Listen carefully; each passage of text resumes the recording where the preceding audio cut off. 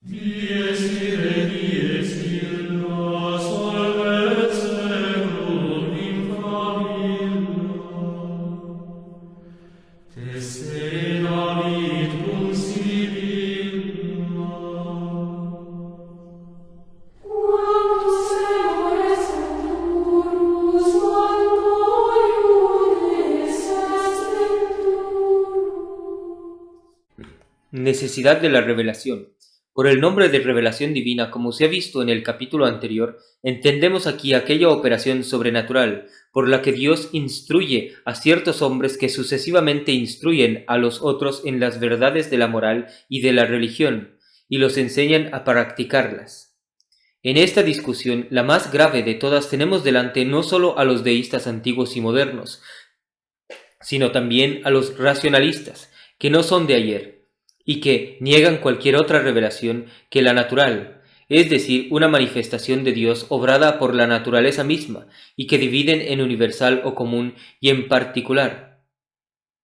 Según ellos, la revelación universal es producida por las facultades del espíritu y por la universalidad de las cosas, que se prestan en esto mutuo auxilio. Por ellas es llevado naturalmente el hombre al conocimiento y al culto de las cosas divinas. En cuanto a la revelación particular o mediata, se encierra en el círculo de los acontecimientos que se suceden según el orden de la naturaleza, acontecimientos de que Dios es autor y por los cuales son excitados ciertos hombres más bien que otros a conocer los principios de la verdadera religión y a enseñarlos con gran fruto después de acomodarlos a los deseos del vulgo. Tal es el sistema expuesto por Westscheider en sus instituciones de teología cristiana dogmática, en donde se ve hasta dónde ha avanzado el protestantismo alemán y cómo se empeña en destruir absolutamente toda revelación divina. Pero antes de penetrar más adentro en la cuestión, notemos por amor a la claridad que el objeto de revelación pueden ser ya verdades de un orden superior a la razón humana, como los misterios y verdades cuyo conocimiento puede adquirir por sus propias fuerzas, como son la existencia de Dios, la inmortalidad del alma, los deberes del hombre para con la divinidad, para consigo mismo, para con sus semejantes, etc. Las verdades del primer orden no pueden servirnos para probar la necesidad de la revelación divina, porque está reconocido que estas verdades no nos son necesarias más que de una manera hipotética, y en tanto que ha querido Dios dárnoslas a conocer y creer para asegurar nuestra salvación. Así, estas verdades, que más bien suponen que prueban la revelación, no entran en la demostración que me propongo. Restan las verdades de segundo orden, y como éstas son del patrimonio de la razón, la cual puede conocerlas por sí misma, es evidente que no puedo tener intención de probar la necesidad absoluta de su revelación, sino sólo la necesidad moral, y en efecto, en este último sentido, asiento que es necesaria su revelación. En primer lugar, para salir de las innumerables objeciones de nuestros adversarios deístas y racionalistas que nos acusan de desconocer las fuerzas de la razón y ultrajar la dignidad del hombre para fundar la necesidad de nuestra revelación sobre su abatimiento, y además para evitar la apariencia de una petición de principio de que se quejan de nuestra parte cuando suponemos que la flaqueza humana es el triste fruto del pecado de nuestro primer padre. Para evitar, digo, todas estas dificultades y declamaciones, nos ha parecido más cómodo, seguro y breve partir en nuestros raciocinios de un hecho conocido, público, universal, constante y de que nadie puede apelar como dudoso. Dos cosas resaltan evidentemente de todos los monumentos de la historia. La primera, que el género humano entero, abandonando a sí mismo, se apartó más o menos vergonzosamente de los caminos de la verdad en lo que mira a la religión, a las costumbres y a los deberes. La segunda, que nunca ninguna industria o seguridad humana ha podido jamás atraer los pueblos a los verdaderos principios, de donde tenemos el derecho de inducir que es necesaria al hombre una revelación sobrenatural, tanto para hacerle entrar en aquellos verdaderos principios, cuanto para mantenerle en ellos una vez ha entrado. Tal es pues el orden que seguimos en esta demostración. La primera parte de esta proposición está admitida tan universalmente que podríamos suponerla verdadera y pasar adelante sin que nadie reclamase. pero nos parece útil traer rápidamente a la memoria algunos de los hechos que la apoyan. En primer lugar, todos los pueblos a quienes no ha ilustrado la revelación han admitido la pluralidad de los dioses. Esto es incontestable y no disputado. En Oriente, los caldeos, los persas y los fenicios adoraron a los astros. Los pueblos más antiguos de aquella parte del mundo tuvieron por fundamento de su religión y teología la doctrina de los dos principios que todavía profesan los indios y japoneses. Otros, como los egipcios, doblaron la rodilla ante los animales irracionales, los arbustos y hortalizas de sus huertos, y casi todos, en fin, adoraron como dioses vanos simulacros, porque aunque reconozcamos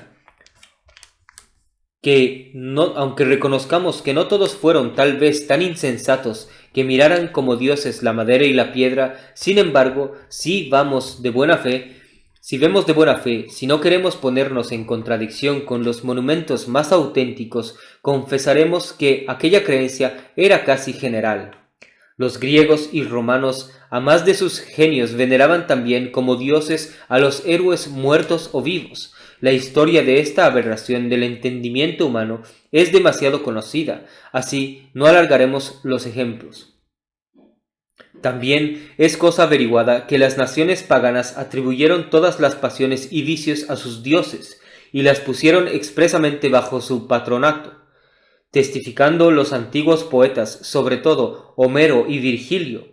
Por último, es cierto que todo el culto de los paganos, representaciones obscenas, fiestas, sacrificios, donde no solamente corría la sangre humana, sino que era inmolado hasta el pudor, las acciones de las divinidades, los templos, los ritos, todo lo que tocaba o se refería a aquel culto no era más que una excitación manifiesta y perpetua a los crímenes y a los vicios de toda especie.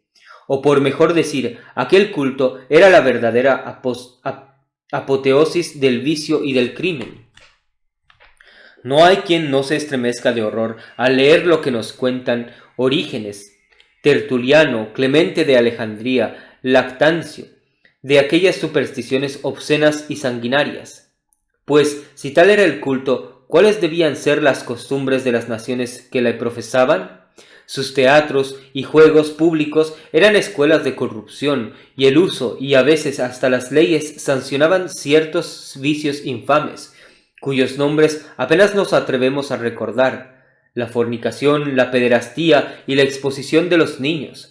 Se ve, pues, porque sería inútil y aún vergonzoso detenernos más tiempo en esta pintura execrable de las costumbres paganas que cualquiera que sea la fuerza de la razón humana, o para establecer un culto digno de Dios, o para conocer los principios de la sana moral, fuerza que ponderan tanto los deístas y racionalistas, no por eso deja de ser un hecho público, universal y constante, que ningún pueblo ya civilizado, ya bárbaro, ha podido en una larga serie de siglos tributar a Dios un culto digno de él a falta de una revelación divina, ni evitar el incurrir en los más torpes errores contra los principios de la sana moral.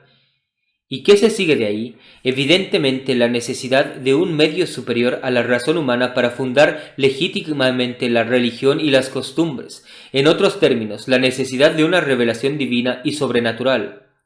Las mismas objeciones que oponen los incrédulos a esta verdad no hacen sino confirmarla más. Lo probaremos. El principal atributo de la humanidad, dicen ellos, el que la distingue de los brutos, es la perfectibilidad. Así, aunque los hombres se hayan desviado mucho tiempo de la justicia y de la virtud, no puede inferirse que hubiesen continuado siempre en la misma ignorancia y los mismos errores. Así, a los últimos tiempos de la República Romana se descubrían indicios de una mudanza próxima, un desprecio general del politeísmo y las chanzas de los filósofos contra todas las supersticiones idolátricas, chanzas que han llegado hasta nosotros en las obras de Cicerón entre los latinos y en las de Luciano entre los griegos.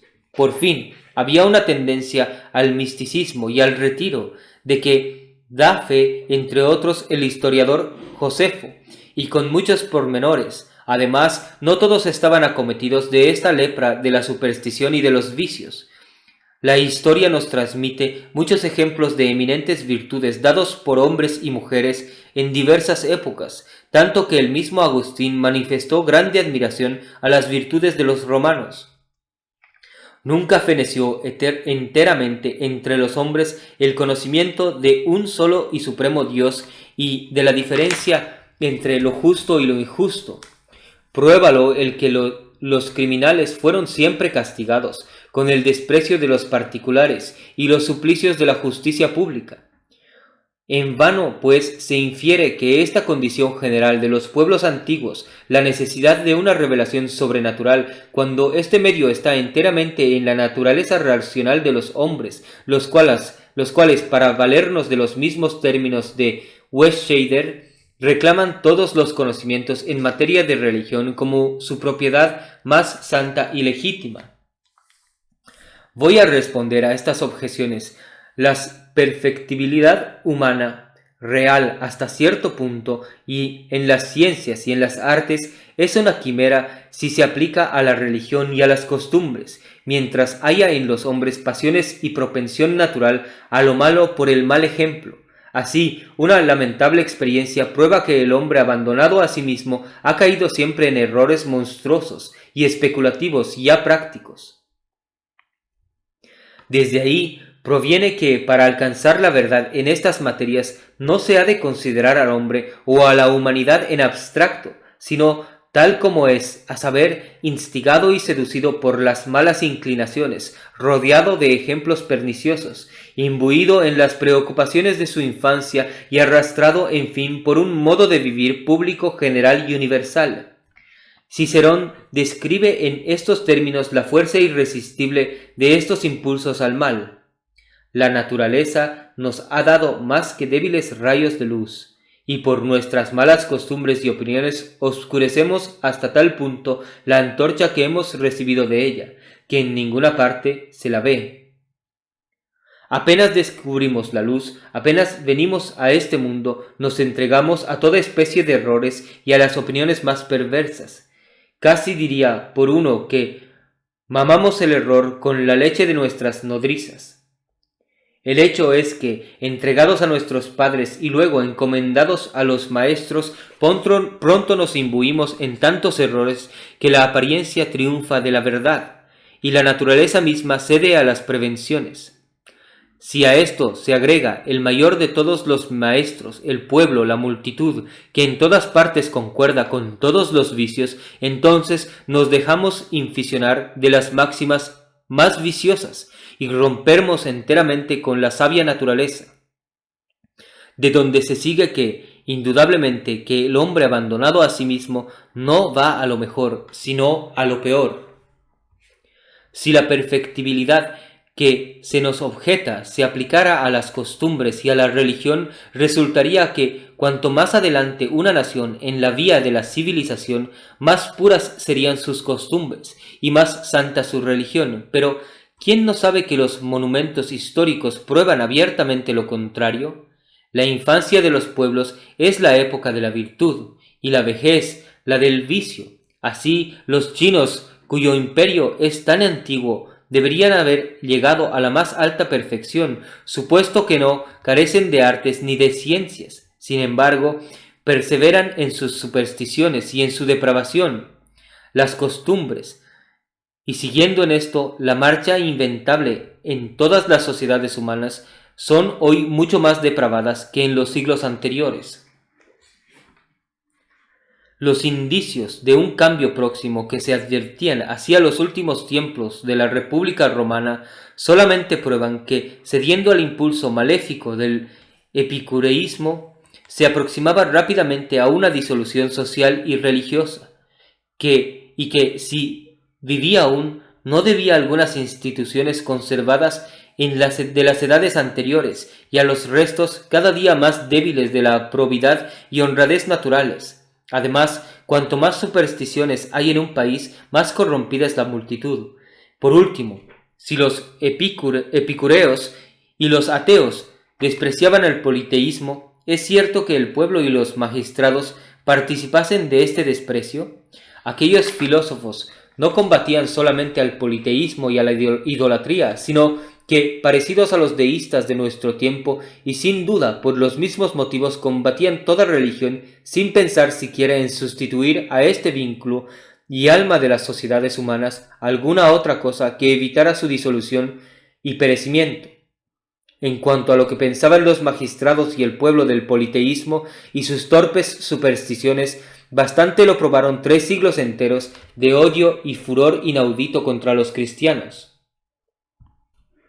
La propensión al misticismo y al retiro que nos opone con el fin de apoyar esta previsión de un cambio para mejorar por las solas fuerzas de la naturaleza podía muy bien encontrarse en algunos individuos, pero no en la multitud.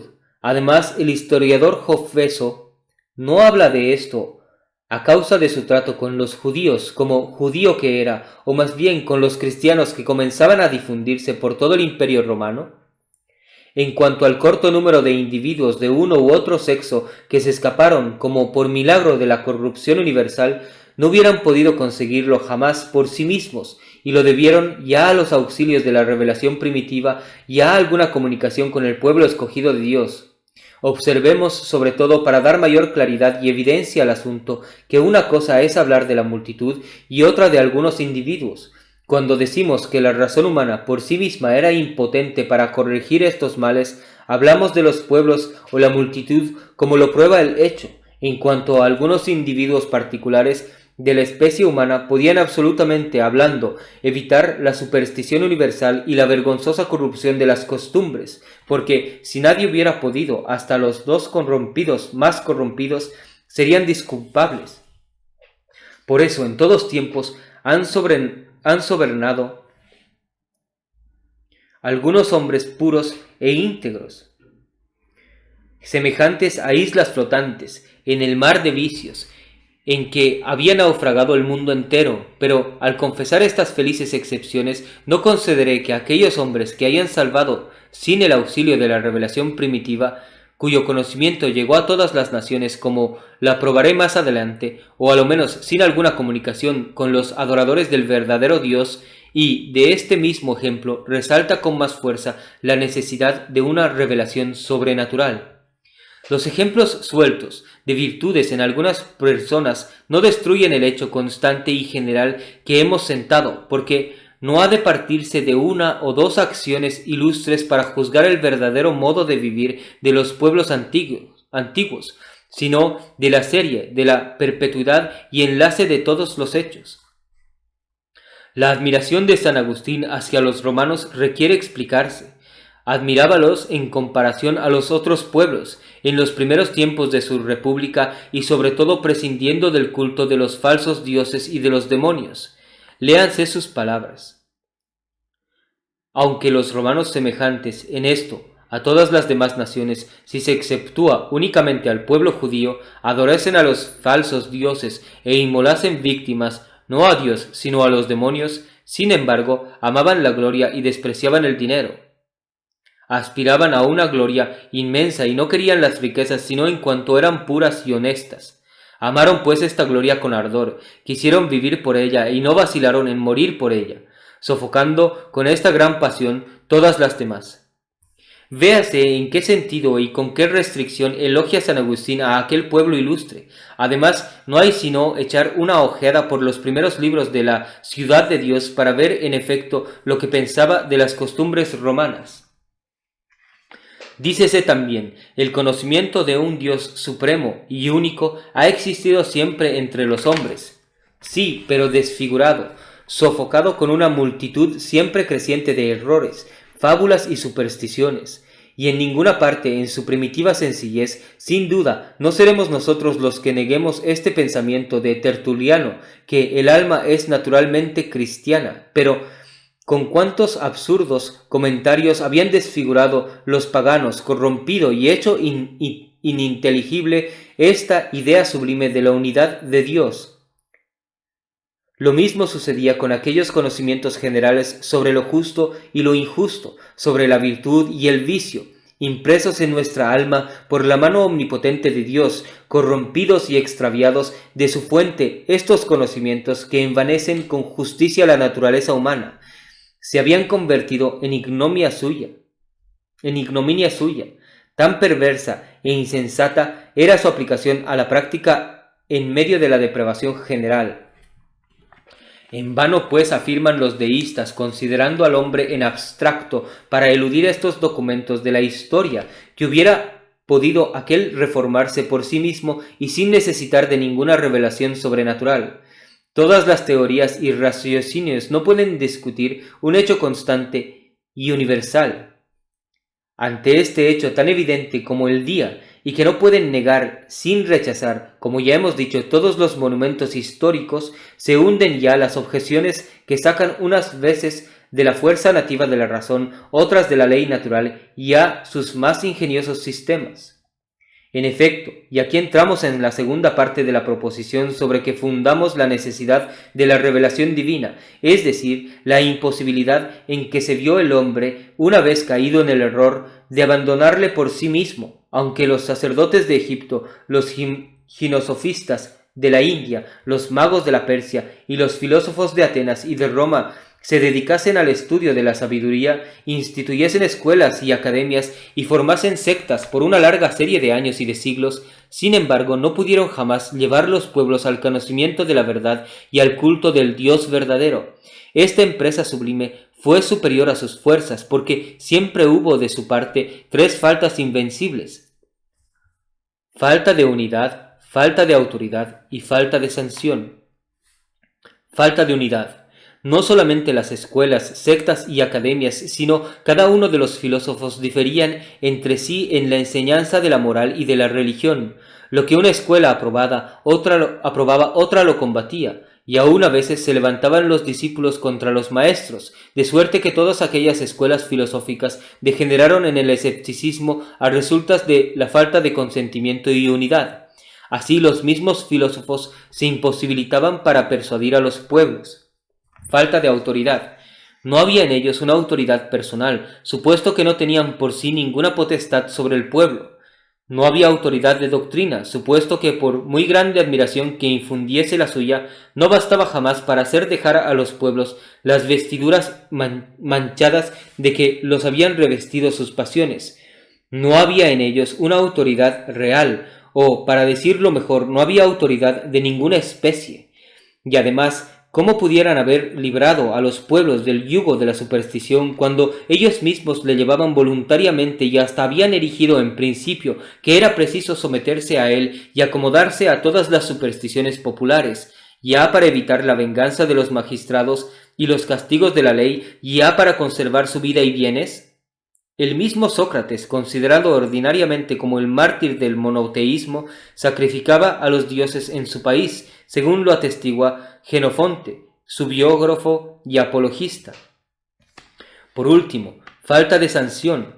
No teniendo aquellos filósofos ninguna especie de autoridad, no habían podido proponer ni recompensas ni penas a los observantes, transgresores de sus preceptos, y aún destruían con sus chanzas toda creencia, comparativamente útil en los calabozos del Tártaro y en los campos elíseos, pues sin una sanción cierta, ¿de qué pueden servirlos a los pueblos los tratados de moral más elocuentes para atraerlos a la luz de las virtudes o sacarlos de las tinieblas del vicio? He dicho tres faltas, no sólo para explicar la impotencia de los antiguos filósofos, sino también para probar contra los deístas y racionalistas de nuestros días que, adoleciendo ellos de estas tres faltas, no podían ni podrían jamás, dejando a un lado la revelación divina, acudir en socorro de los pueblos, como tampoco pudieron sus antecesores. Sentado esto, continúo y digo: es un hecho patente e indudable que ninguna sabiduría e industria humana ha podido sacar a los pueblos privados de revelación de la depravación moral y religiosa en que habían caído. Aun cuando aquellos filósofos lo hubieran deseado ardientemente, no hubieran podido a causa de sus faltas que hemos enunciado, que le eran inherentes. Luego, es absolutamente necesario un auxilio fuera de todos los recursos humanos y que encierre estas tres condiciones: unidad, autoridad y sanción, de que carecieron los filósofos.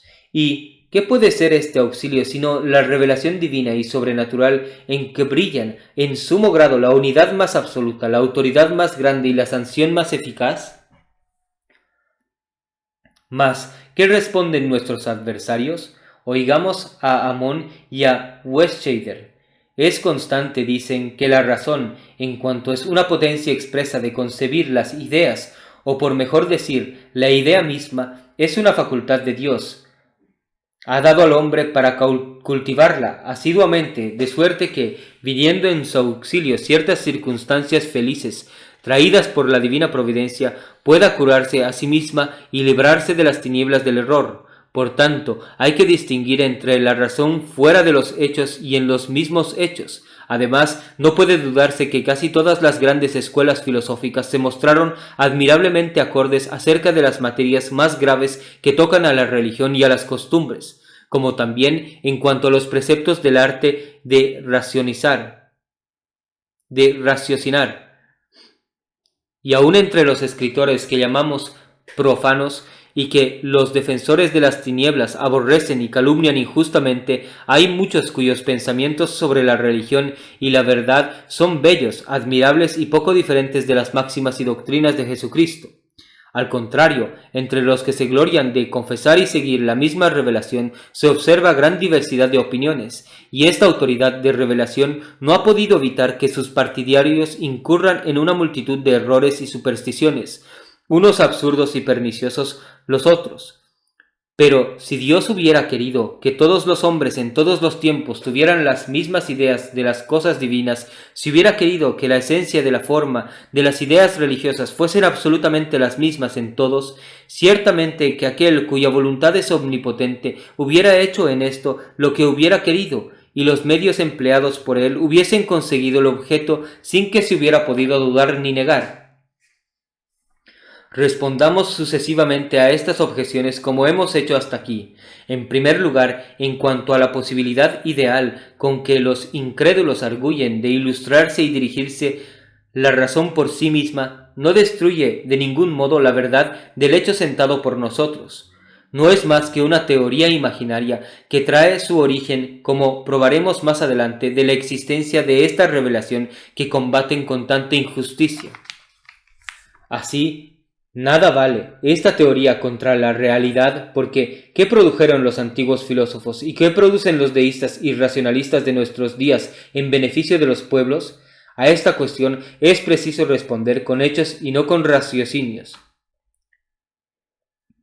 Cualquiera pues que sea la fuerza íntima de la razón, la experiencia prueba que es nula en este caso. No se trata de lo que puede hacer, sino de lo que ha hecho hasta aquí.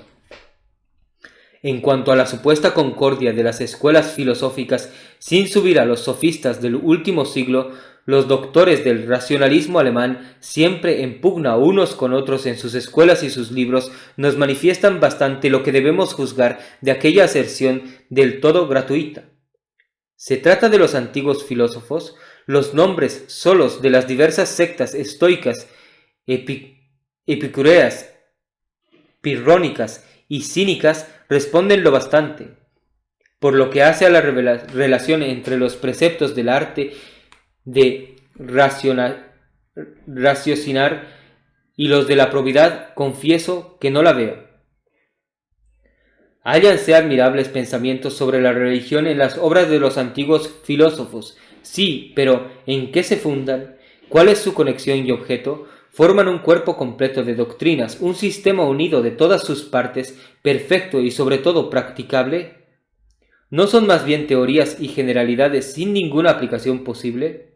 Sin duda, los antiguos filósofos, y con más razón los modernos ilustrados por las luces del cristianismo, pudieron decir buenas cosas sobre la religión y las costumbres, pero ¿cuánto distan estos pensamientos sujetos y las disertaciones especulativas y generales de un sistema completo de religión y moral donde se encuentran juntamente unidad, autoridad y sanción para que les sirvan de base sólida e indestructible, y cuya aplicación práctica está enteramente de acuerdo con todos los grandes principios que viven en el corazón del hombre? Pues esto es lo que no han producido nunca, ni producirán los filósofos sin la revelación divina.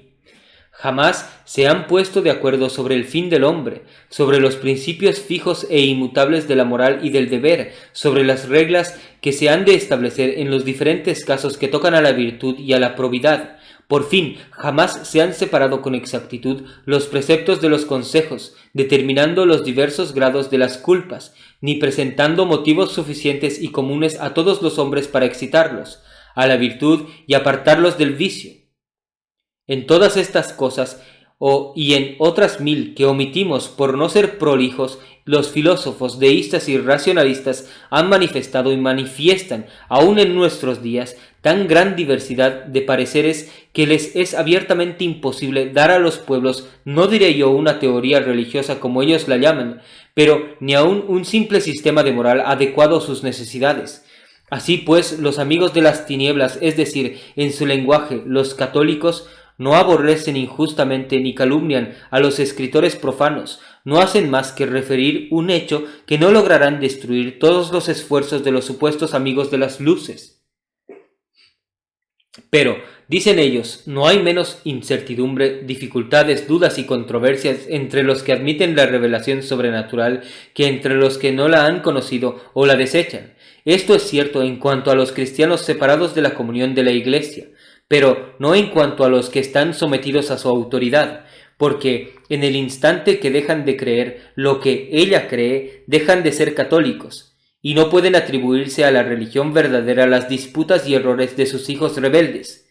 Es necesario juzgarla por sus hijos y no por sus enemigos.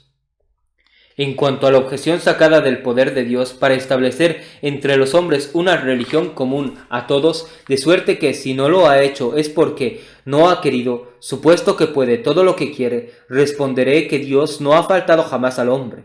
Mas, si a pesar de la revelación primitiva y de la fundación de la religión cuyos auxilios dulces y eficaces vienen a favorecer a nuestra razón sin destruir su libertad, han querido los hombres desvanecerse con sus propios pensamientos en vez de creer y obedecer.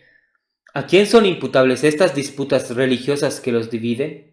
Además, prosiguiendo la demostración que me he propuesto después de haber probado la necesidad de la revelación divina, con este hecho que ninguna industria o sabiduría puramente humana ha podido sacar a los pueblos de la corrupción, iré más adelante y probaré que si no se ha hecho es porque no se ha podido, porque la razón humana, entregada a sus solas fuerzas, no tiene en sí esa facultad. Y aquí, previniendo a los filósofos deístas y racionalistas, les concedemos espontáneamente que la razón humana puede conocer por sí misma que el hombre está obligado a un culto hacia la divinidad suprema, que el alma es inmortal, que la esperan castigos o premios después de la muerte, que debe huir del vicio y seguir la virtud, y otras 1000 cosas semejantes que se derivan de la condición de la naturaleza humana y de sus relaciones con Dios. Pero en cuanto se penetra más adentro en los pliegues secretos de nuestra alma, no puede negarse que estas nociones naturales son insuficientes al hombre para conducirse de modo que en todas las circunstancias se mantenga en el deber y obre según la virtud.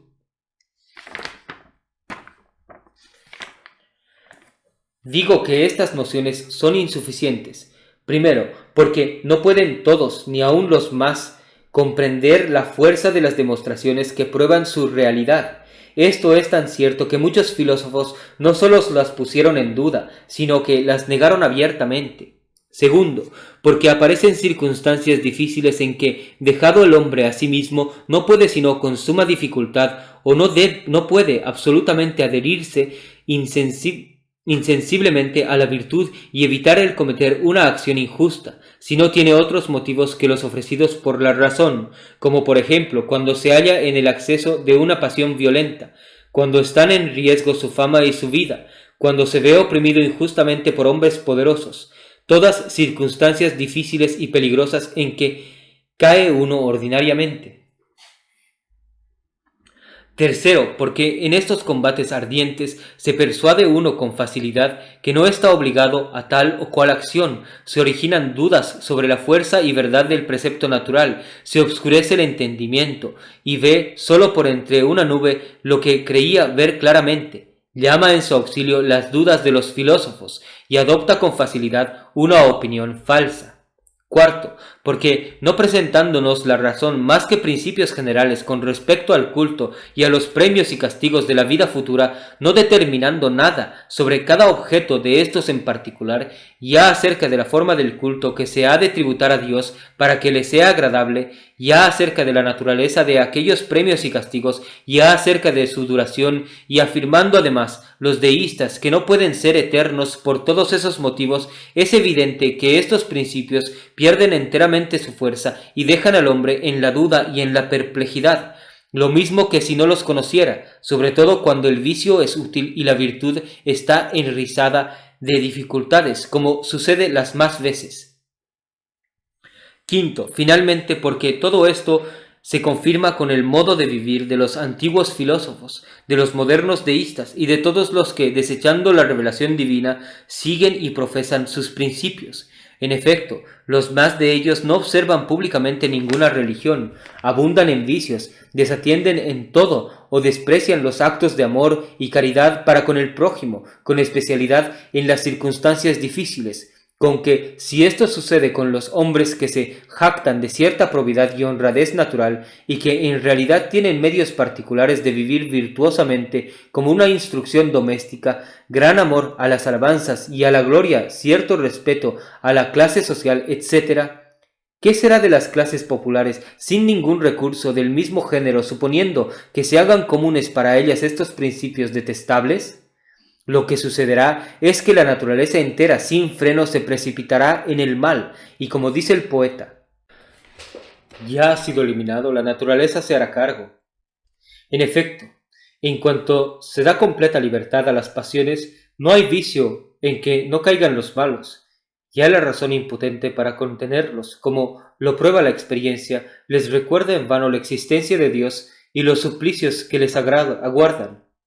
Así, concediendo que la razón humana posea en sí cierta fuerza para conocer los deberes que obligan al hombre para con Dios, para con sus semejantes y para consigo mismo, como esta razón no tiene motivos suficientes y comunes a todos que puedan eficazmente y en todas circunstancias determinarnos al bien, lo que prueba la experiencia de todos los siglos, es preciso o que los hombres queden entregados a sí mismos sin ningún freno, con peligro inminente de toda sociedad, o que exista fuera de la naturaleza humana un motivo poderoso que les socorra. ¿Y dónde ha de encontrarse este motivo sino en la revelación divina? Luego, esta es necesaria aún relativamente a los deberes que nos es dado a conocer por las luces de la razón, y esto es lo que hemos querido probar. Pero, dicen nuestros adversarios, la esencia misma del espíritu humano y la justa idea que debe formarse del espíritu de la divinidad suprema excluyen la necesidad de una revelación sobrenatural. En efecto, del mismo modo que los animales están dotados de fuerzas suficientes al objeto para que fueron criados, así el hombre, superior a todos los animales por la razón, ha recibido la facultad de comprender y observar lo que le conduce a sus fines sublimes, es decir, sus deberes y la religión. Además, el hombre, llegado a la edad en que tiene conciencia de su razón, está obligado a considerar esta como el supremo medio de conocer y a conformarse con los decretos de ella en todos sus pensamientos y acciones. Aquel, pues, es que desechando esta soberanía de la razón, concede tal autoridad a una revelación que supone haber bajado del cielo por medios sobrenaturales, que sea necesario obedecer sin vacilar y por una especie de instituto ciego, obra evidente contra la verdadera naturaleza del hombre y destruye su dignidad. El entendimiento humano, obedeciendo a las leyes del pensamiento innatas en él, se ve precisado a referir todo lo que percibe por los sentidos y descubre por el pensamiento y la meditación, ya a alguna causa del mundo sensible, ya a algunas fuentes secretas de conocimientos ocultos en él mismo. Sería pues un orgullo insensato en el hombre si porque no descubriese inmediatamente la causa de un acontecimiento natural o el origen de la verdadera religión entre los hombres descubierto por las facultades íntimas del alma, las negase absolutamente, inventando para explicarlas un acontecimiento sobrenatural y maravilloso, que es imposible demostrar jamás completamente, aunque aquellos mismos que tomando la defensa de lo que llaman el sobrenaturalismo racional, sostienen que la religión cristiana está en perfecta armonía con la razón y sin embargo dan una causa sobrenatural a esta religión, combaten las leyes del pensamiento que dio Dios al hombre, porque toda doctrina religiosa que se supone concordar con la razón debe por lo mismo concordar con las leyes naturales que constituyen la razón. Además, habiéndose arrogado muchas de las religiones llamadas vulgarmente positivas la dignidad de una revelación divina, sobrenatural y milagrosa, no hay otro medio para preferir una a la otra, a no que se quiera proceder temerariamente a ciegas que examinar con cuidado si sus doctrinas concuerdan con las de la recta razón que hemos recibido inmediatamente de Dios mismo. Esta es la regla indispensable. Todo el que en este examen rehúse someterse a ella y seguirla en la verdad, debe temer que si por casualidad un demonio o un hombre suponiéndose enviados de Dios se atreven a enseñarle lo falso en vez de lo verdadero y el mal en lugar del bien, se lo persuadan y lo hagan por adoptar doctrinas más injuriosas a la divinidad como rebeldes por la misma divinidad. La historia de los pueblos nos enseña cuántos crímenes se cometieron entre los hombres durante aquel sueño voluntario de la razón y bajo el yugo de esta creencia sin examen en los dogmas de una revelación divina. Recordemos además, continúan nuestros adversarios, que apoyándose toda revelación, así como la historia, en los testimonios de otro, no hay ninguna que pueda conducirlos a una persuasión tan absoluta como la que nace de la razón, cuyos decretos intima al hombre su propia conciencia. Cuanto más impresa está naturalmente una religión en el corazón del hombre, más siente su fuerza benéfica en todas las circunstancias en que puede hallarse. Por último, el argumento más especioso en que se apoyan los partidarios de la revelación divina no es más que una verdadera petición de principios en términos de escuela. En efecto, lo sacan de lo que leen en cierto libro cuya composición según ellos es sobrenatural, y porque este libro sobrenatural contiene una revelación sobrenatural, quieren que demos fe a esta revelación, pero ¿quién no ve que esto es sentar por demostración lo que precisamente hay que demostrar? También es incurrir sin duda alguna en el mismo defecto de lógica el querer fundar la debilidad de la razón humana y la insuficiencia natural en la doctrina del pecado original. Es proceder contra las reglas lógicas del fundar sobre argumentos sacados de la razón y de la filosofía una fe religiosa que es completamente ajena de Dios y que no se quiere que la razón y la filosofía puedan juzgar por los medios propios de ellas. Tales son los raciocinios de Westendale y de su obra ya citada para probar su sistema de racionalismo. Si algunos parecen obscuros a los lectores, quéjense al autor alemán. En este párrafo todo es suyo pensamiento y forma. Yo he traducido palabra por palabra. Respondiendo lo primero, en general diré que no solo no destruyen las objeciones de nuestros adversarios el hecho sentado por mí, sino que ni le destruirán siquiera, ni le desvirtúan siquiera. Así quedan intactas la fuerza del argumento que he invocado y las consecuencias que se derivan necesariamente de él, pero ya es tiempo de volver a mi método y responder punto por punto a las dificultades propuestas. La objeción sacada de que el hombre, lo mismo que los animales, debe tener en sí los medios propios de alcanzar el fin para que fue criado, carece absolutamente de valor. En efecto, sí es cierto que los animales obrando instintiva y necesariamente deben haber recibido todos los medios de conseguir el fin que les es propio. No puede suceder lo mismo con el hombre que ha recibido la razón para elegir y conducirse libremente. Puede pues apartarse si quiere de su fin propio, y ciertamente los testimonios de la historia y la experiencia prueban lo bastante que respecto del culto que debe a Dios y de las diversas obligaciones que tiene que cumplir, se desvió en los tiempos antiguos y se desvía vergonzosamente todos los días. La misma experiencia nos prueba que no ha podido jamás salir de aquel olvido público y universal de sus deberes sin auxilio extraño, que no sólo establezca leyes positivas para recordárselos, sino también para hacérselos amar y observar. Por este auxilio ajeno del hombre es protegida la dignidad del hombre y defendida contra el hombre mismo. Por este auxilio es conducido con más seguridad al bien, y en fin, por este auxilio se le da ocasión de ejercitar las virtudes que le son propias y de conocer mejor las perfecciones admirables de la divinidad. La razón basta al hombre.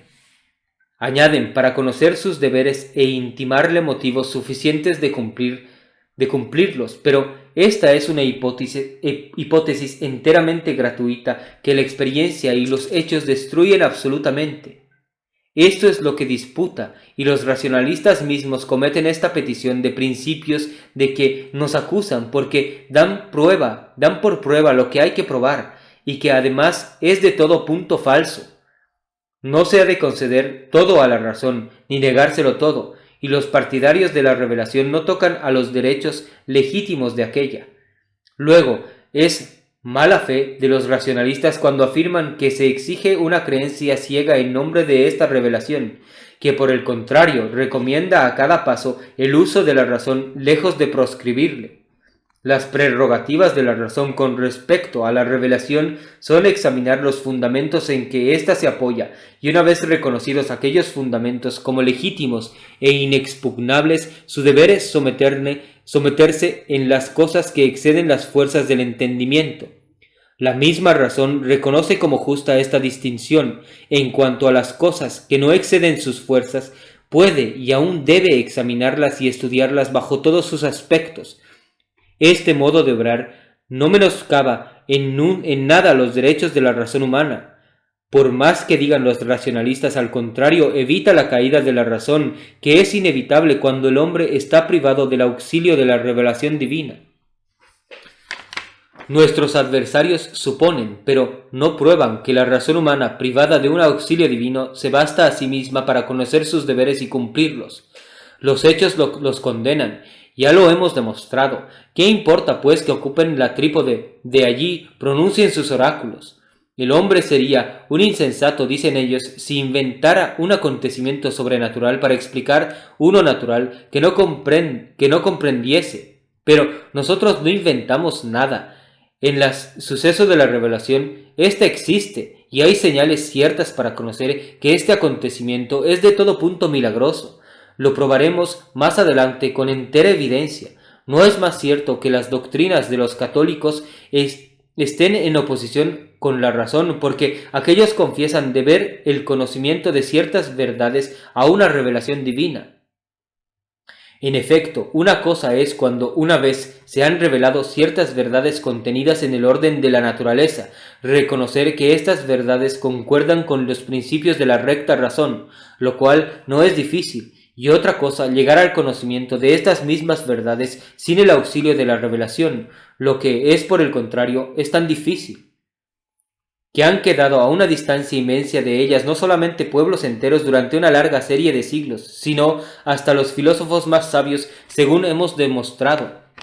Nuestros adversarios, pues, mezclan dos cosas que no deben estar separadas y se desvanece la objeción.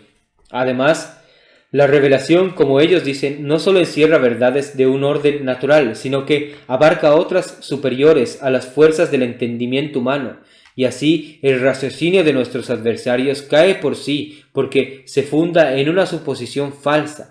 Todas sus acusaciones versan sobre un equívoco perpetuo. Así, los crímenes que achacan a la religión no han provenido de la revelación tal cual realmente es, sino de la revelación mal estudiada y entendida. La persuasión que nos proporciona esta revelación implica la completa certeza, tan bien como cualquier otro modo de persuasión. Según todos los lógicos, hay tres especies de certeza: metafísica, física y moral. Esta última omito las otras dos que no tienen relación con mi objeto, con tal que sea completa y ofrezca todas las condiciones requeridas nos demuestra la verdad con tanta fuerza como la certeza metafísica, y al cabo se asemeja completamente a ella. Así, yo estoy tan cierto de la existencia de Roma y París como de la mía propia, aunque la una certeza venga de mi sentido íntimo y la otra del testimonio de otro, pues en esta última especie de certeza se funda la existencia de la revelación. Lo último es igualmente falso que la divinidad de nuestros libros santos sea el argumento más especioso de los nuestros. En toda esta discusión no le hemos empleado una sola vez, ni aun hecho siquiera alusión de él, y no por eso hemos dejado de probar el hecho de la necesidad de una revelación divina. ¿Qué es, pues, lo que queda de las objeciones de nuestros adversarios? Nada, absolutamente nada, y sin embargo, en unos argumentos de tan poco valor se fundan los profesores de teología de las universidades alemanas para engañar y seducir a la juventud que les está encargada. Esos hombres que se glorian de llevar el nombre de cristianos echan por tierra los fundamentos del cristianismo, quitándoselo todo a la revelación para dárselo a la razón. Son deístas y todavía se dicen cristianos. Tales son los frutos que ha producido el protestantismo en Alemania.